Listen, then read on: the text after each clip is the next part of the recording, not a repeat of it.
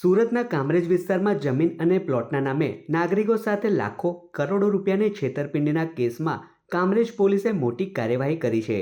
અમદાવાદની જાણીતી પતંગ હોટેલના માલિક ઉમંગ હરિભાઈ ઠક્કરની ધરપકડ કરી જેલના હવાલે કરવામાં આવ્યો છે. કામરેજ પોલીસ મથકમાં એપ્રિલ 2024માં નોંધાયેલા ગુના મુજબ ઉમંગ ઠક્કરે ખોલવડ ગામમાં સહજાનંદ નિર્વાણા નામનો પ્રોજેક્ટ શરૂ કર્યો હતો. જોકે જે જમીન પર પ્રોજેક્ટ દર્શાવવામાં આવ્યો હતો તે જમીન વર્ષ 2018માં જ અન્ય વ્યક્તિને વેચાઈ ચૂકી હતી. જમીનનું ટાઇટલ ક્લિયર ન હોવા છતાં આરોપીએ ખુલ્લા પ્લોટના વેચાણ અને બુકિંગ શરૂ કરી લોકોને ગેરમાર્ગે દોર્યા હતા. આરોપીએ 15થી વધુ ફરિયાદીઓને પ્લોટ આપવાના વાદા કરી તેમની પાસેથી ₹1,56,00,000 વસૂલ્યા હતા. પરંતુ ન તો પ્લોટની ફાળવણી કરવામાં આવી અને ન તો ફરિયાદીઓના નાણાં પરત આપવામાં આવ્યા.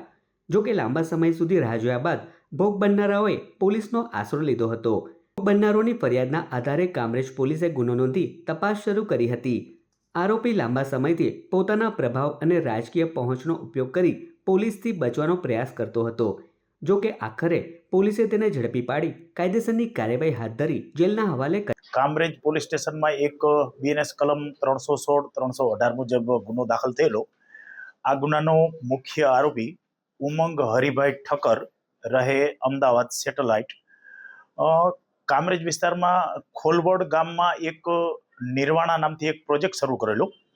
આ પ્રોજેક્ટની અંદર ખરેખર એ જગ્યા એમને 2018માં કોઈ બીજાને વેચી નાખેલ હોવા છતાં, ટાઇટલ ક્લિયર ન હોવા છતાં એમણે એક પ્રોજેક્ટ શરૂ કરી અને ખુલ્લા પ્લોટથી વેચાણ હેતુ માટે લગભગ અલગ અલગ 15થી 16 જેટલા સાહેદ અને ફરિયાદીઓના કુલ રકમ ₹1,56,00,000 પ્રોજેક્ટમાં પ્લોટના બુકિંગ માટે લીધેલા.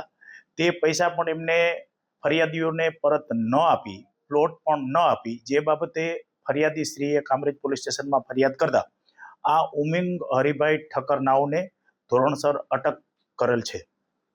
કેટલા લોકો સામે આ રીતની ચીટિંગ કરે છે અને કેટલા રૂપિયા?